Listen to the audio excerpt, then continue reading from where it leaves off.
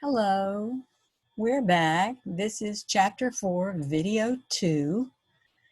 Chapter 4, Video 2, we're picking up with some problem-solving strategies. We've had Newton's 3 laws, and we've had an introduction to normal force and free body diagrams. Now we're going to do something with it. So we've already talked about how either in lab or in class, we'll try to get as many people as possible to ride the elevator with the bathroom scales so we can record our results. So when you're problem solving, one of the things we want to do is assume that the object acts like a single particle. So what that means is if you're talking about a person, you don't want to talk about their head separate from their arms, separate from their legs, unless they tell you to. So all objects are point masses. So we usually draw them as boxes or circles. All surfaces are smooth. That means they're frictionless unless we're told otherwise. And we're going to get to friction pretty quick, so we won't have too long before that is important. And if you are to include friction, the problem has to tell you friction's there, and friction will oppose the motion. So if the object moves to the right, friction points to the left. If the object moves down the hill, friction goes up the hill. And another thing is that we assume that all ropes are massless and all they're used for is to redirect a force. And we'll, again, when they come up, I'll mention this again. So if we have a rope in a problem, I'll talk about it. We will always draw the free body diagram. Remember, the free body diagram shows the forces acting on the object. It doesn't show masses, it doesn't show velocities, it doesn't show distances traveled. It's all about the force. It's a collection of all the forces acting on the object because we want to be able to break our forces up into their X components and their Y components, because we'll treat all the X forces separate from all the Y forces. Why will we do that? Because X forces typically have a different acceleration than Y forces do. And it makes it so much easier if we separate things. So there are some simple problems in Chapter 4. You've got I guess 3 of them to look at. Oh, I'm sorry, 4 of them to look at. Oh, I take that back. There's more. There's 1 and 2 and 3 and 4 and 5 and 6 and 7 of them to look at. So look at those, but we're going to move ahead. And again, if you have questions about any problems assigned, reach out to me, either by email or after lab or during office hours. So our first example under this section, we're going to have a boy pulling a 10-kilogram package with a force of 40 newtons at a 30-degree angle. The question is, what is the acceleration of the package and what's the normal force? So we are trying to find what is the acceleration, so a sub x equal. Why did I know it was a sub x? Because they didn't tell us it was a hill or any extraordinary surface, so we'll assume we're moving in the horizontal direction. And normal force, we've said, we'll symbolize that as F with a sub-capital N. What formulas do we need? Well, we've got new ones, F equals ma and W equals mg. And then our 3 standbys, the 3 motion formulas. Delta x over delta t is v plus v0 over 2. A is equal to v final minus v initial over delta t. And delta x is equal to v0 multiplied by t plus a times t squared divided by 2. Under our knowns, we get that from the problem. A boy pulls a 10-kilogram package. 10 kilograms is a mass, so M equals 10 kilograms. With a force of 40 newtons. So the boy is exerting a 40 newton force. F, and this should be a little sub BOY, the boy part should be below the line. So force of the boy is 40 newtons at a 30-degree angle. Theta is 30 degrees. That's all we know. Anytime we have a problem like this, if we don't have a net acceleration in the y direction, if we're not having a lizard climb up a wall, I like to go ahead and write down that acceleration in the y direction is 0. We're going to make up and to the right positive, just arbitrarily. And here's our free body diagram. These problems, you need to draw a free body diagram. So here is the box. I didn't draw in the boy. This is the force of the boy. He's pulling up and to the right. I have some other arrows drawn in. The one going straight down is the weight. The one going straight down is the weight. So I'll have it coming straight down. Because it's coming straight down and the box is on a horizontal surface, I'll just put the W right below it. The one going straight up, because we're sitting on a surface, there is a normal force. The one coming straight up is a normal force. We've already said the one at the angle theta is the force of the boy. Theta would be this little angle here in the corner, but we need to take any vector that isn't straight up or down, straight right or left. Any vector at an angle, any force at an angle has to be turned into a triangle. So we have to take the force of the boy and draw in the other two arms of the triangle. We have to make, so I'm going to insert some shapes. We'll come over and do the horizontal one.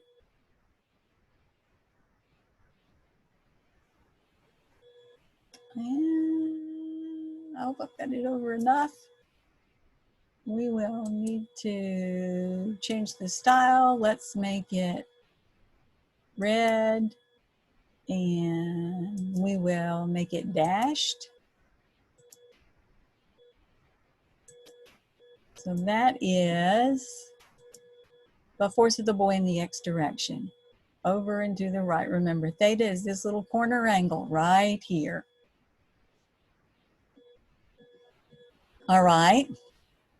We're going to have to include the force in the y direction, so we need another arrow. Remember, vectors are added head to tail, so it's horizontal and then it goes up. And it should have stopped at the tip of this vector. That's okay that I screwed up. I'll fix it once I get my vector done.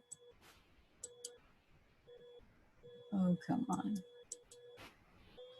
So style, we want it a little fatter. We're going to make it blue, and I'm going to make it dashed. And again, this tip should have stopped at the tip of that one, and because it's really hard for me to draw on the computer, I will just shrink it up. And there we are. That's the force of the boy in the y direction. So the red horizontal dashed one is the force of the boy in the x direction. The blue dash vertical one is the force of the boy in the y direction. The solid black one at the angle is the force of the boy, and theta is this little angle in the corner. It is really important you get the free body diagram drawn in correctly. If you do not do that, you will not be able to write the horizontal and vertical force equations. And we have to do that. So what we're going to do, vertical forces are any arrows pointing up and down. So any arrows pointing up and down. So F total in the y direction equals F total in the y direction equals what? Equals MA. So it's the mass multiplied by A in the y direction. Okay, but that's not enough. So we need to look at every arrow pointing up or down. We have the normal force, we have the weight, and we have the force of the boy in the y direction. And so we will put all three of those in our equation. I'm sorry, equals the normal force and the weight and the force of the boy in the y direction. And then all that has to add up to equal 0. Why do I know it equals 0? And this is important. It equals 0 because the box does not move in the vertical direction. The box doesn't levitate. It doesn't fly up. The box doesn't sink down into the ground, drilling a hole. the box does not move in the y direction. So the total force in the y direction has to add up to 0. So that means that the combination of the weight pulling down and the normal force pulling up and the force of the buoy in the y direction pulling up, they have to all add up to 0. So some of them will be positive numbers and some of them will be negative numbers. All right, let's look at the horizontal forces. So we have F total Y equals mass times acceleration in the y direction. I'm sorry, F total X equals mass times the acceleration in the x direction. Looking at this diagram, which vector points in the x direction? We only have one, the force of the buoy in the x direction. We only have one. And remember that in this equation, buoy and x are subscripts, so they're smaller and slightly below the line. Just like buoy and y were subscripts, slightly smaller and below the line. So now we have a completed free body diagram and we have our horizontal and vertical force equations. Now what do we do? Well, we look at our formulas and what we know. We could certainly find the weight. There's nothing wrong with that. Normally what I do is I take and find, if I've got anything at an angle, I go ahead and break it up into horizontal and vertical components. So there are two equally right first things you could do. You could calculate the weight. There's nothing wrong with doing that. You could resolve the force of the buoy into its horizontal and vertical components. So I chose to resolve the force of the buoy into components. So in order to do that, I've gone ahead and resketched it. So the solid arrow is the force of the buoy, 40 newtons. The horizontal dashed arrow is the force of the buoy in the x direction. The vertical dashed arrow is the force of the buoy in the y direction. And 30 degrees is this little angle down here in the left-hand corner. So as always, sine and cosine are my favorite. Sine and cosine are my favorite trig functions. I'll start with sine. So sine theta is opposite over hypotenuse. That means the sine of 30 degrees is opposite. Well, that would be the force of the buoy in the y direction. That's this vertical line. I'm sorry, it's a little low. So force of the buoy in the y direction, and the hypotenuse is the 40 newtons.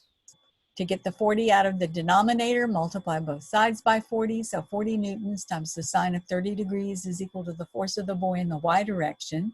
Remember, your calculator has to be in degree mode, not radians. So 40 newtons times sine 30 equals 20 newtons. And I know it points up. I know it points up because that's the way my vector's going, and it is important to know which way. Cosine will give us the horizontal component. So cosine theta is adjacent over hypotenuse.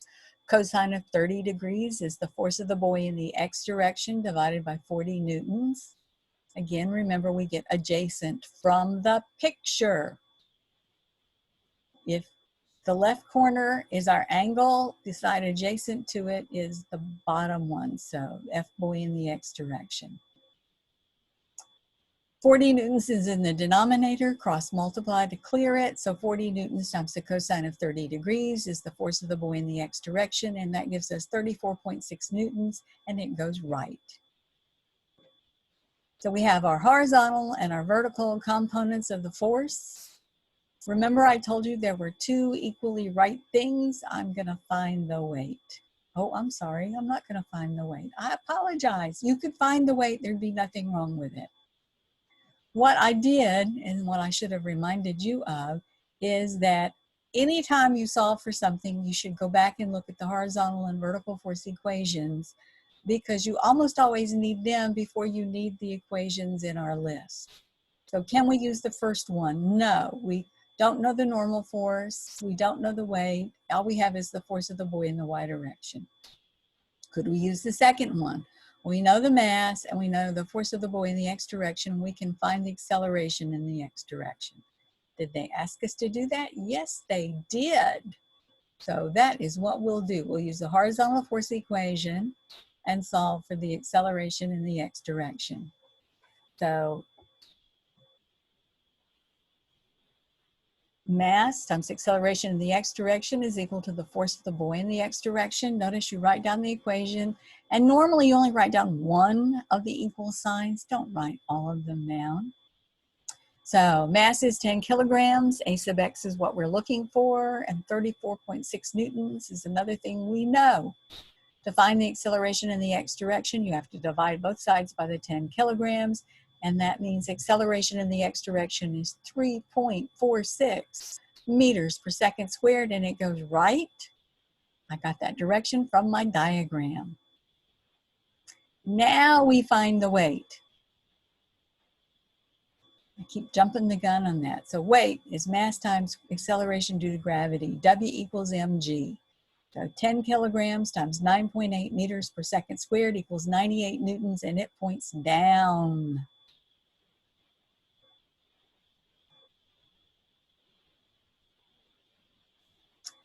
Once we have done that, we'll go back to our horizontal and vertical force equations. We've used the horizontal one, so we won't use it again. But now we can use the vertical one. We know 0.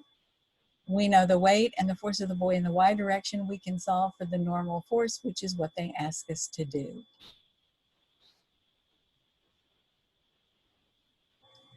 We have to decide a direction to be positive. I'm making up positive. So 0 is equal to the normal force plus the weight plus the force of the buoy in the y direction. We don't know the normal force, so 0 equals F sub n plus the weight points down, so it is negative 98 newtons. Why didn't I make it a negative up here? Because you don't normally assign a plus or minus to a vector until you include it in an equation where you're adding or subtracting. All right, the direction matters when you add or subtract. It's a little more complicated when you multiply or divide. So we're adding vectors together to get a total. So we have to include, is it positive or negative? Does it go up or down? So minus 98 newtons plus 20 newtons.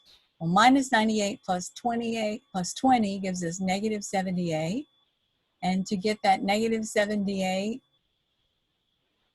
out of there, we have to add 78 to both sides. So the normal force is equal to 78 newtons, and that means it points up. It points up because 78 newtons is positive. If it had been a negative number, we would say, the normal force points down. And you would know you had screwed up. And in fact, if you had forgotten the minus sign back at the step where we plugged in the numbers, if you had left out this minus sign, you would have ended up with a negative 118 for your normal force. And not only would it point the wrong way, it would be the wrong size. So be really careful about those minus signs. Go back and look at your pictures. That free body diagram is there for a reason. All right, we are going to redo the problem. And this time we're going to include a frictional force of 10 newtons. So we know everything we knew before. The mass is 10 kilograms, theta is 30 degrees, the force of the buoy is 40 newtons. Friction is negative 10 newtons. It resists the motion. There's a little teeny minus sign right there. I hope you can see it, a little teeny minus sign. I'm sorry, it's so faint. Acceleration in the y direction is still 0, and we're going to make up into the right positive. We're still trying to find a sub x and f sub n. And we have our same formulas, just like we had before. Same formulas.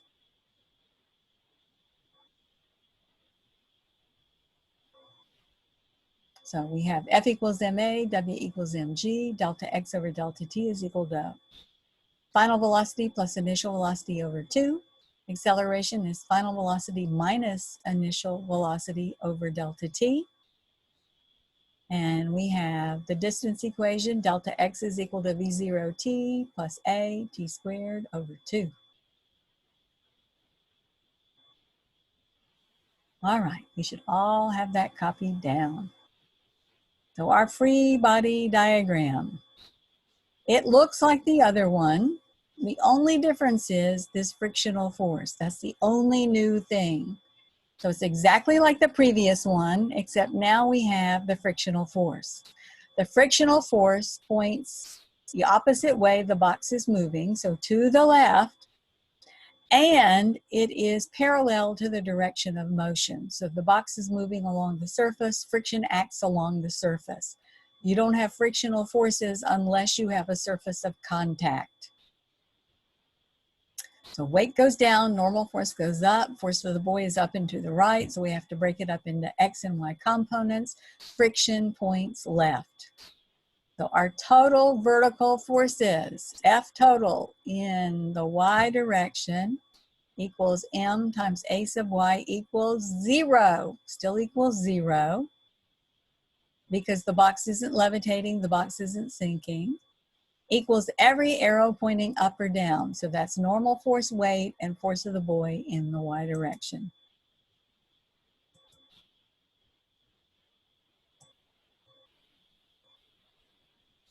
F total in the horizontal direction would be F total X. It's going to equal M times A sub X equals every vector pointing right or left. In the previous example, we only had one, the force of the boy in the X direction. But you see, ta-da, we have two. We have the force of friction. So we're going to have two things on the right-hand side, the force of the boy in the X direction and the force of friction. You'll notice I just said plus force of friction. I didn't put in a minus sign. Why? Because I don't like to put in minus signs until you actually replace the symbol with the number. Because you may have made the left the positive direction. And if you had, it would have meant friction would have been positive. So I like to wait until I plug things in, and then you look at the free body diagram and see, is your number positive or negative? All right, so we will resolve the force of the boy into components. It is exactly like it was in the first part. Draw the little triangle, use sine, come up with the force of the boy in the Y direction is 20 newtons. Force of the boy in the X direction comes from cosine. Use the triangle. Force of the boy in the X direction is 34.6 newtons to the right. Remember to include directions.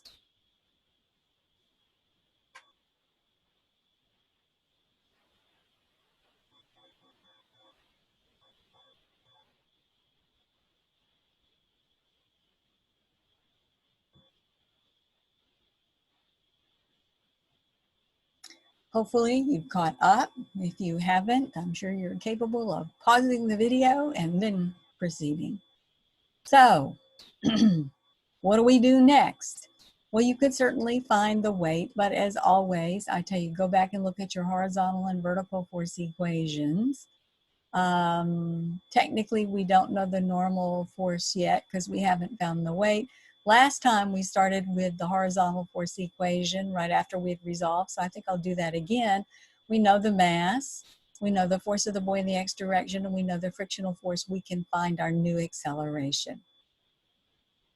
So mass times acceleration in the X direction is the force of the boy in the X direction plus friction. Mass is 10 kilograms multiplied by A sub X. Force of the boy in the X direction was 34.6 newtons. It went right, so it's positive. You need to remember that right is the positive direction. I guess I won't insert anything about that. We need to remember that right is positive. So if right is positive, our frictional force went left. It's a negative number, so minus 10 newtons. 34.6 minus 10 newtons. All right, and it looks like I have skipped a step. Oh dear, I apologize. So 34.6 minus 10 newtons would give you 24.6, and 24.6 divided by 10 gives you 2.46. If you need to insert those missing steps, go right ahead. I apologize. I don't know how I didn't catch it. So 34.6 minus 10 is 24.6, and 24.6 divided by 10 from the 10 kilograms gives you 2.46, and acceleration is measured in meters per second squared. And I am sorry about the little blue underscore. It's just that my computer doesn't recognize A sub X as a variable. Now we can find the weight. W is equal to mg, so 10 kilograms times 9.8 meters per second squared gives you 98 newtons pointing down.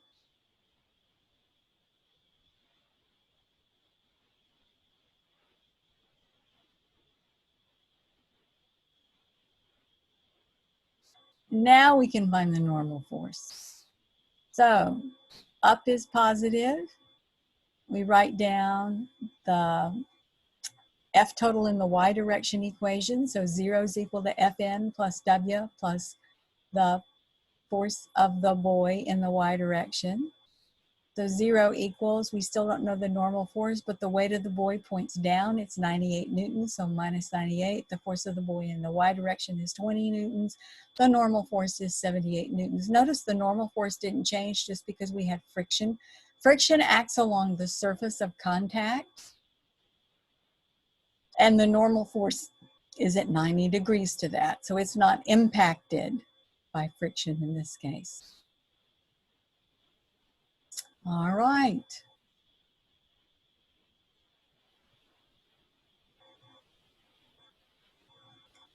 We have another example. We are going to put our block on an incline. We're going to let it slide down the ramp.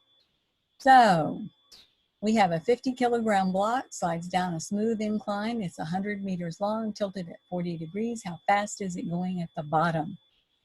So we know the boxes are boxed. So arrow for the normal force, because the box is touching the ramp, so there is a normal force. The normal force is at 90 degrees to the surface of contact. So if you laid down your ruler and a protractor, the normal force would have to make a 90-degree angle with the ramp. It needs to make a 90-degree angle with the ramp. If it doesn't, you're in trouble. The weight comes straight down. Every object has a weight. The weight comes straight down. Through the magic of geometry, we're going to use the fact that the angle in this corner can be used to break up the weight into horizontal and vertical components.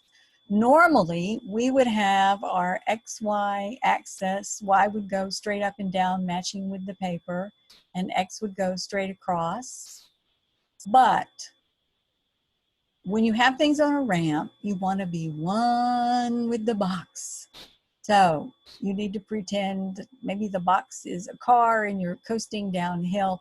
You use your frame of reference. So on your frame of reference, the ramp is your horizontal axis and 90 degrees to it is your vertical axis. So the ramp is the horizontal axis and vertical to it is the y-axis. So what do we know? We know the mass is 50 kilograms. We know the ramp is at a 40-degree angle. We know the ramp is 100 meters long, so x is 100 meters. We know we're starting out with x0 equals 0. We're going to start out at the top and end up at the bottom. We know that our initial velocity is 0. Why do we know that? Because they didn't tell us otherwise. They didn't say, somebody runs and pushes you faster, faster, faster, and then let's go. Nope. You start out at 0 and you just begin to roll downhill. And we know the acceleration in the y direction is 0. What about gravity? Well, gravity's all tied into the weight. Gravity's tied into the weight. All right. And they want us to find the velocity at the bottom. So velocity at the bottom of the hill. So we have our same formulas, F equals ma, W equals mg, delta x over delta t is equal to velocity final plus velocity initial over 2. A is equal to velocity final minus velocity initial over delta t. And delta x is equal to v0t plus a t squared over 2. So what about this mystery equation? If our vertical vector, coordinate system, our vertical axis is at 90 degrees to the ramp, the normal force is in the y direction, but the weight is not. It means the weight is at an angle, and I need to change things. So I need to temporarily pin this because it'll help me. So we are going to insert I'm going to insert a vector. So I would line up my ruler with the normal force and draw a line coming from where it stops. Oops, I didn't quite make it. But it should be lining up with the normal force. I'm going to change the color to make it more vivid. And I'm going to make it dashed. So we can see it. And that will be the velocity of that'll be the weight in the y direction, the y component of the weight. So we have to think of the weight as the hypotenuse of a right triangle. And we need to insert another shape. We've got to have the x component, and it would come from where we stopped down to the tip, because vectors are drawn head to tail. And as always, I didn't quite get it to line up, but hey, that's okay. We'll do this. We will make it dashed. And I'm going to take my black arrow and shrink it up just a teeny bit. I had it to, oh shoot, every time I do that, it wobbles. Crap. I'm going to have to redraw it. Well, I should redraw it, but I guess I won't. Okay. So remember, this theta is down here in the lower left-hand corner. By the, oh, it looks terrible. By the miracle of physics. Okay. This looks terrible. I do much better on the board. I really do. So the blue dash line should be parallel to the ramp. I know it's not in my drawing. You need to make yours parallel to the ramp. The blue dash line needs to be parallel to the ramp, and it is the x component of the weight.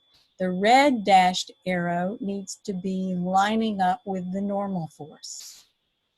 Theta, this little theta, is not the angle in this corner. It's not the angle down there. It's the angle right up here in the tippy top corner of this new oddly shaped triangle. So theta is right up here in this upper corner. Our original theta is down here in the lower left for the ramp. In our triangle, it's going to be up here. All right. I'm sorry, my WX is so crooked. I don't know that I can get it to.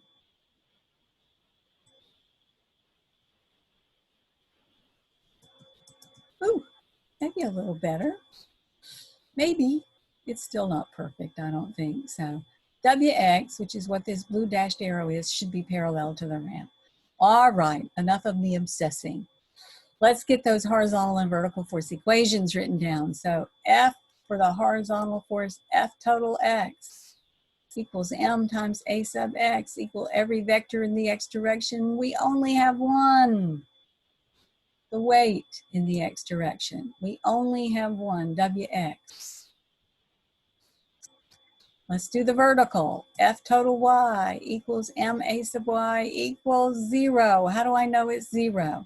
Because the box doesn't levitate and the box doesn't sink.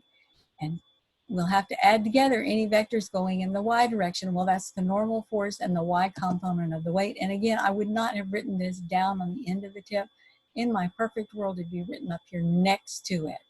You don't want to write it next to the tip. So WY should have been up here. I apologize. Didn't quite go where I wanted it to. So F total Y equals MA sub Y equals 0 equals the normal force plus the Y component of the weight. Notice that neither equation has W in it. Once you take a vector and break it up into horizontal and vertical parts, so WX and WY, once you do that,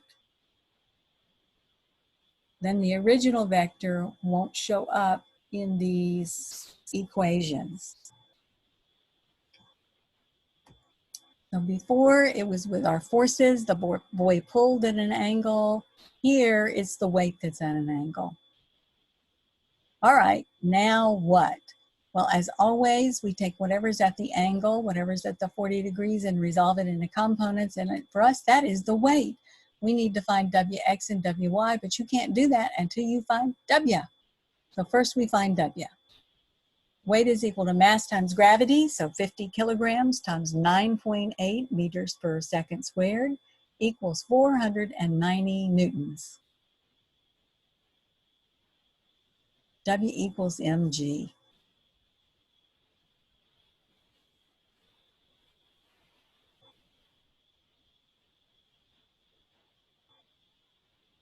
Now we need to resolve it into components.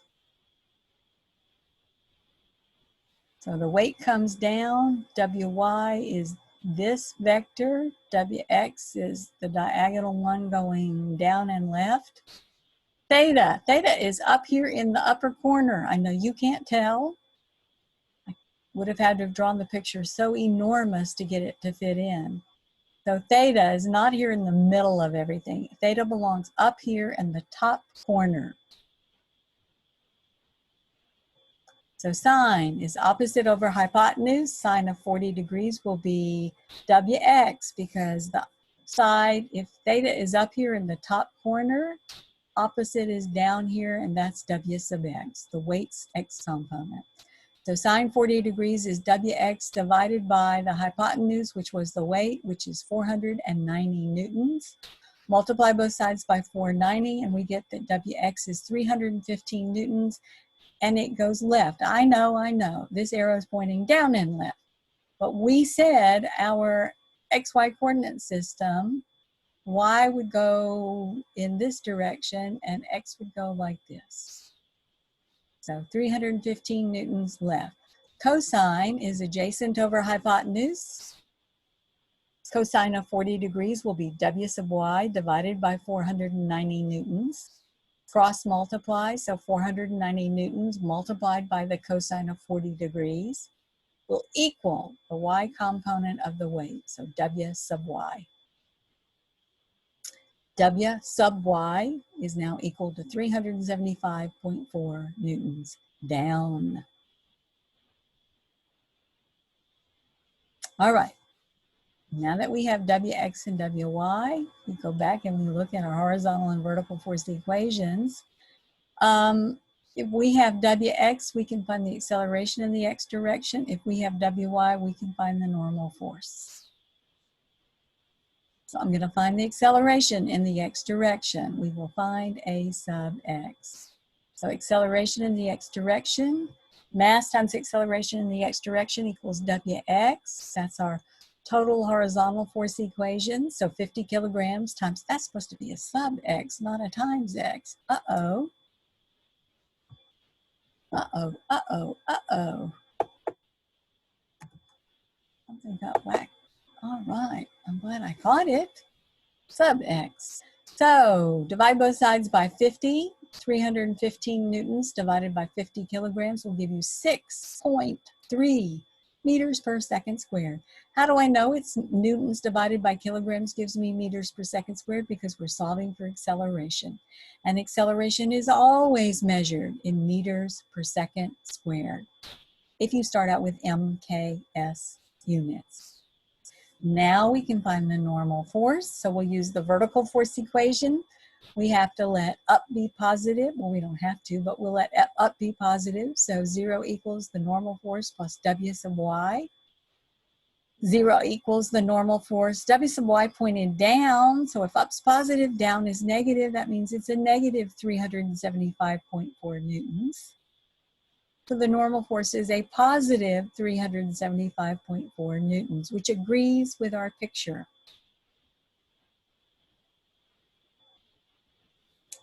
All right.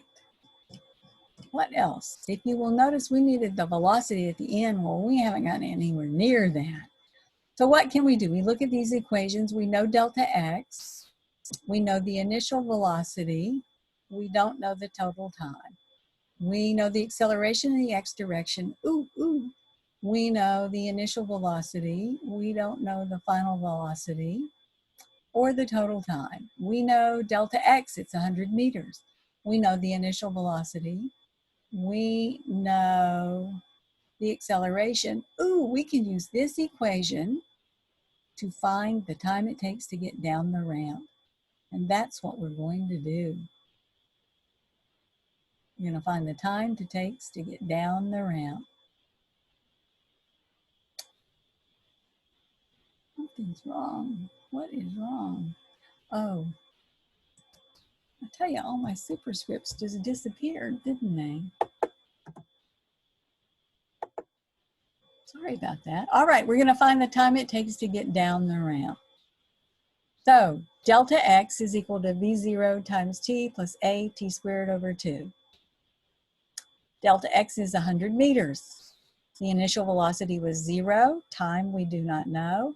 The acceleration, we know it is 6.3 meters per second squared. We found it in a previous step.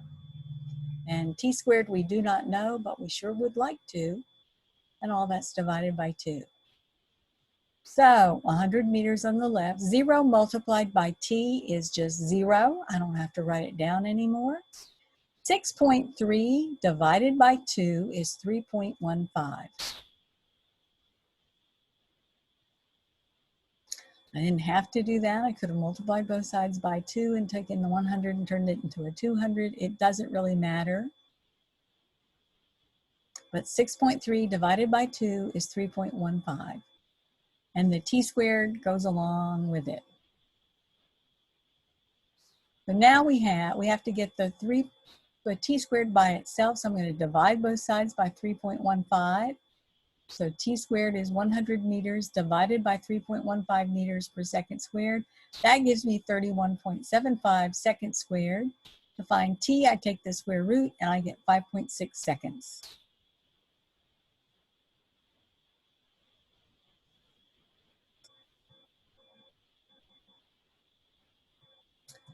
To find the velocity, we go back to our list of equations, and I'm going to use the acceleration one because I can.